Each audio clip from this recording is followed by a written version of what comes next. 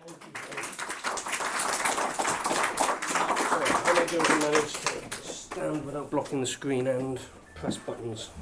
I don't know. I've already had a fight. Working, so I'm going to give up on that. Okay.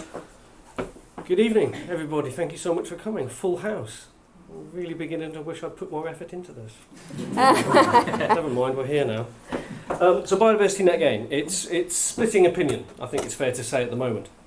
It hasn't been introduced yet. It was delayed from last year, and it's going to become mandatory, legal from February the 12th. And there are those who feel it's going to be a game changer for nature conservation in England. There are others who think, whilst it might look good and sound good, it might not deliver in real terms the expectations. And it's interesting, we've got these very polarised viewpoints at the moment, all using the same information on which to base those opinions, because it hasn't started yet, so we don't know how it's going to work. But we're all looking at the same advice, the same information, the same legislation, but we're coming up with two different views. So we're going to delve into that a little bit in the next 20 minutes and try to understand why those different views exist. So, population growth is increasing, we know that, and when you have more people, you have more infrastructure to support those people. So, not only the big housing estates that we all complain about quite regularly, it's also things like hospitals, schools, cycle paths, renewable energy infrastructure, efficient and effective sewage networks. All of those things require space, and they're usually built in the countryside, where the wildlife is, and we know that wildlife is also seeing significant decline. The State of Nature report that came out last year shows once again year-on-year downward trend in biodiversity in the UK. And just early this month, while I was preparing these slides, in fact, last week or the week before, this came out from the Environmental Protection Office, and they reported that we're going to fail in our aim to halt biodiversity decline by 2030 if we don't take action now. So development has been seen for quite some years as a significant cause of biodiversity loss, and the thinking is it's also therefore in a position to be biodiversity positive if you flip it around, and that's what BNG tries to do. So how does it do it? Well, that's annoying. Okay, so the aim of BNG, I'll read the top line, is an approach that aims to leave biodiversity measurably better after a development than it was before. And it's underpinned by legislation, registration through Natural England. There are safeguards for 30 years when a site is registered. It's supported by the mitigation hierarchy. So there's a lot to say that it's going to be effective, but this key is measurably better. Now hold on to that, because we're going to come back to it and we're going to talk about that in some depth. That's really important. Because if you've got biodiversity being measured, then you need a mechanism for measuring it over time. You've got before development, after development, so there needs to be consistency on how you measure it, otherwise it won't work. So, what does BNG measure? Well, you would think biodiversity, right? Biodiversity net gain, a net change in biodiversity, 10% more biodiversity after development. Yeah, not so simple. So what you have is sorry, I've moved on. Where did this? I'm going to go back one slide and then move forward. Sorry, I flipped the order of the slides around, so I got ahead of myself. Before we go into that, I think it's really important to know what biodiversity doesn't do. So it doesn't override existing legislation. There's a bit of a myth around this. So existing protections for protected species, habitats, they all still exist. Biodiversity net gain is in addition to all of those things. So if you need a development licence from Natural England because you've got dormice or bats or badgers, that's why the badgers are up there, you still have to do that. That sits outside of the BNG mechanism. You might need an environmental impact assessment for certain types of development if your development is likely to impact an international important site like a special protection area or an SAC for bird conservation. You'll still need to go through those mechanisms, but also BNG. Likewise, irreplaceable habitats, so ancient trees, woodland, veteran trees, salt marsh, coastal sand dunes, all of those things are still being protected but outside of the BNG framework. There is a little bit of overlap, but we're not going to worry about that this evening. We simply don't have time. So the mitigation hierarchy that I mentioned is a concept whereby if you're undertaking a development, the key point is to avoid any impact in the first place. You avoid harm. If you can't do that, then you mitigate that harm, you lessen its impact. And if you can't do that, then you compensate. BNG doesn't kick in until we get to the compensation phase. So we should have really managed to avoid all of the worst things before we even get to BNG, in theory. So, biodiversity. Biodiversity is being measured. Sorry about this tab along the top that's going to block out all of the titles. So biodiversity is a big thing. It's a lot of stuff. It's everything that's in the soil, it's everything that's on top of the soil, and it's everything that lives in the stuff that sits on top of the soil. And that's really not practical to measure in any sensible way. So the way BNG works is we know as ecologists that from a habitat you can pretty much understand what's going on in soil. You can determine its acidity or whether it's chalky. You can have a reasonable understanding of the hydrogeology and the soil makeup, its particles, whether it's clay or sand or loam or chalk. The invertebrates that live in there, the microorganisms, the fungus, you can get an idea of that from what's growing on top of it, because different plants like different biochemical environments in their roots. And if you know what habitat you've got, then we also know what sort of animals are likely to move into that habitat, because certain animals have a particular ecological niche. So if you measure habitat as a proxy for biodiversity, then that gives you a reasonable estimate of the potential that you have. And every habitat has its own intrinsic value in biodiversity terms. Some of it is greater in its inherent value because it has more available ecological niches. So, for example, we have a nice big old oak woodland at the top and an arable field below.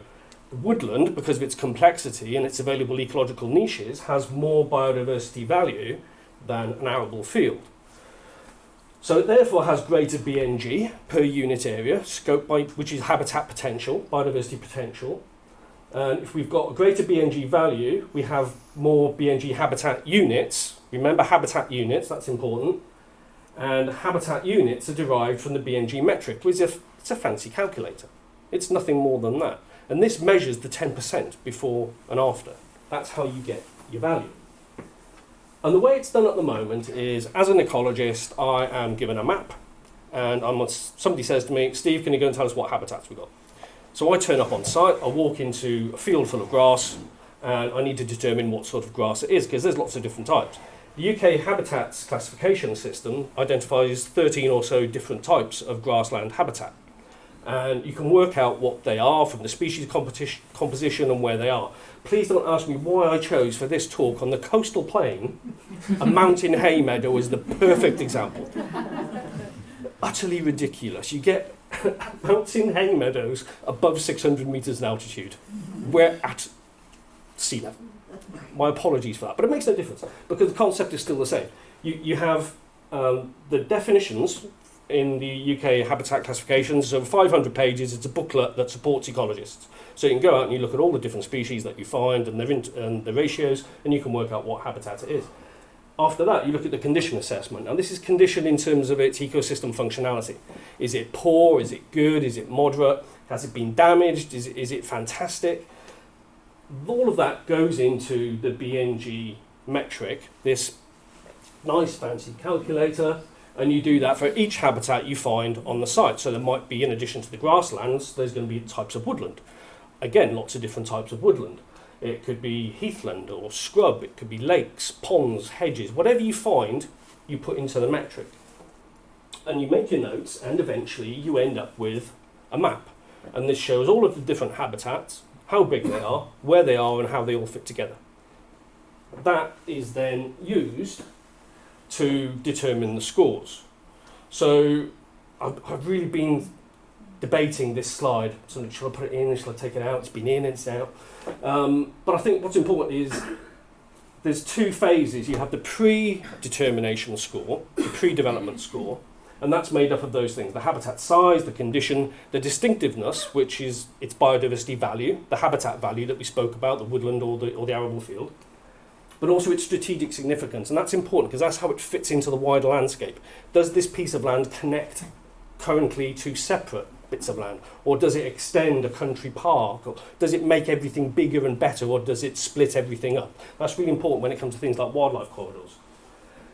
But also, when you're determining the post-development score, you have these other things to take into account.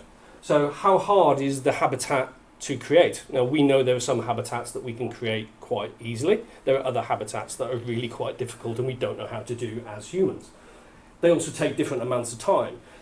And the distance from the development is also important. And for every one of these categories, there's a discount against your baseline score. So you end up with more at the end, and it's all taken into account, but we don't have to worry about that. So let's not worry about that, because all of this goes into this metric. The top line is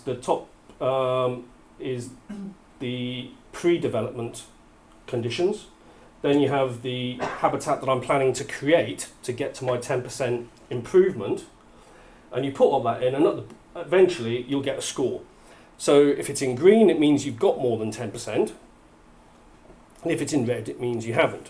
And that's just how it works. It's the big swanky Excel spreadsheet that does some sums for you that gives you that meaningful measure of whether you've got more afterwards than before, that 10% net gain. And there are various ways of getting to that point. There's lots of them, but these are probably the four that, in my opinion, are going to be the most likely that we come across. So you can have the same habitat before and after development, but after the development you just have more of it. Greater area, more scope for nature, 10%. It could be degraded before development, so it could be damaged, could have been set fire to, it could be on the edge of a large town and it's continually fly-tipped. All of those things can be taken into account. So rather than having more of the habitat after development, you just have better conditions. So you can get to your 10% by improving the ecological functionality of that location. Likewise, if you've just got one habitat on site, so for example, if I walk into my field, then it's just a playing field. So it's just one type of grassland. Playing field is still a habitat type. So instead of leaving it like that, I put in some scrub and I put in some hedge and I throw some trees in. So I've got lots of different types of habitat, lots of diversity, and I can get to 10% that way as well. The final one takes me from low distinctiveness to high distinctiveness. And this is where it starts getting interesting, because this means it's got to be achievable. And knowing whether you're going to take something from an open field to scrub, to woodland, to mountain hay meadow, if I'm trying to maximise my score as a developer, I'm trying to get a really good after development score. So what I'm suggesting might not be realistic. And this is all going to come back to the scrutiny. And this is where it starts getting interesting and we start getting into the real nitty-gritty. Because that level of scrutiny is going to be really difficult to achieve, because local planning authorities have resource issues. They have that now, never mind this. Now, I know that you can't read this, it doesn't matter. The point is, all of those coloured blobs, my apologies if anybody in here is colourblind, it's not my graphic, so it's not colourblind accessible, but there's 7 different colours on that slide, all of which are a different department within a local authority who may be involved in the decision-making process for a biodiversity application. That's a lot of people, that takes a lot of skill and a lot of knowledge. Knowledge and skill we don't have yet because this isn't operational. It's going to take a couple of years to get to this point where there's a suitable level of resourcing in a local authority. Within the hierarchy, there's this thing called on-site first. So the theory is you deliver your biodiversity compensation, your 10%, as close to the development site as possible. Now I've got a real problem with this, because whilst you may be able to recreate the habitat after development, you've changed the environment that habitat was existing in, potentially. So you've got disturbance, you've got people, you've got noise, you've got light pollution, you've got cats, you've got dogs, you've got bikes, you've got people picnicking. So the potential, but remember that habitat potential, that biodiversity potential we're trying to achieve, we may not get there because of the levels of disturbance. We've built the habitat, but the wildlife might not come because it's no longer suitable, it's too disturbed. And I have an issue with this because this is the way that's supposed to be done. So if you've got a development here, here and here, and they've all delivered their 10%, they've all got the habitat, but the animals aren't there. We haven't achieved that biodiversity. We've got it on paper, but not in reality. And for me, that's a big issue. There's a researcher who's done a lot of work on this called Sofa Zulungassen. And in a 2021 paper, they showed that 95% of on-site habitat creation fails to achieve its threshold. It would have been subject to enforcement action had it been rolled out. That's quite disturbing. Things have moved on since 2021, particularly in the last couple of years. There's been a lot of changes to the BNG metric. It's on its 4th iteration now, and we've had 10 years of continual feedback and development. I joined in metric 2. I started working on this, and that was 5 or 6 years ago, so we've moved on quite a lot. So it's a worry, but hopefully that'll be managed. Developer loopholes in gaming. This is an interesting area, because there may be developers out there who aren't 100% unscrupulous. And there's a big issue with double counting. So remember at the start I said, if you're putting in mitigation for things like dormice and protected species, you have to do that anyway. Okay? There's a possibility that unless you've got really good levels of scrutiny at the local authority, and this takes us back to the top issue, things are going to be double counted. So if to get that development, I'm told by Natural England that I've got to plant X metres of hedge, mixed native hedgeland with certain species mix, I might put that into my BNG metric. So I've double counted it. I'm doing it for the protected species, but I'm also doing it for BNG, and that's not allowed. So that's going to take a little bit of working out by the people assessing applications. And if you've only got one person in a planning department, it's going to end up being a tick list. That's a problem, potentially. Likewise, sustainable drainage systems. So the picture on the right-hand side, that's a new development with a sustainable drainage system in it. It's open, it carries the road runoff off-site, but it's also quite good habitat. That's perfectly legitimate in BNG. You can add that in, that's fine. But if you think about whether you have an arable field, which has a low score to begin with, and you put in your sustainable drainage system, and you put in private gardens, that's also included in the metric, you get a score for that. So you've got private gardens, you've got SUDs, and you've probably got some trees for landscaping, because that increases your house prices. You've already hit your 10% without doing anything new than what we're already doing. And that's a real issue. It happens on low value habitats, but I don't know how relevant it's going to be for other habitats. It gets very murky and very complicated, and I've not run the simulations. I've done it on one type of habitat, and I came to something like 25% BNG without doing anything new than what I would have done before BNG came in. So local authority probably need to be pushing for 20-30% BNG, potentially. And again, there's a possibility of double counting. I would argue that a private garden in a house, well, you're going to need to have that garden in order to sell the house. So is that double counting? I don't know. There's going to be some interesting legal arguments around these things. So that's all going to play out. This is the big one. I think is probably the most open to abuse. So bottom slide, big agricultural field. For the last 5 years, they've been introducing pollinator strips. So you've got quite good habitat value. They're being paid for that. As a developer, am I going to mention that to my local authority? Or am I just going to say it's an arable field with very little value?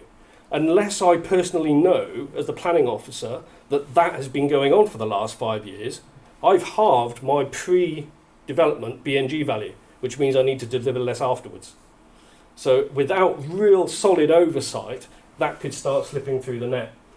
Site trashing is being looked at quite closely. So, and there's a safeguard within the legislation for this. So a developer has a site, it's got loads of vegetation on it, it's all lovely, and they come along and clear it and then submit the planning application. The safeguard is, it's how the habitat was in 2020, not how it is on application. But how on earth do you prove that? What evidence do you need to say, no, you're pulling a fast one here, chaps? Where's the burden of evidence? How are you going to do that? Satellite images? Again, that's all going to be tested in the courts, potentially. So another big loophole. Gaming exemptions, temporary loss isn't included. You get exempt from that. If you're doing something like laying a pipeline, and you're going to reinstate the soil within 2 years, 2 years of starting, then that's not included. But my experience of temporary development, it tends to linger, not be so temporary, ends up being permanent.